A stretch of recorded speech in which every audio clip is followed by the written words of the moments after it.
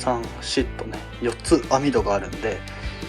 外は暑くてもやっぱ風通りがいいんでちょっと涼しいですね。あと普通の車と違ってこの断熱もね厚み4センチのやつが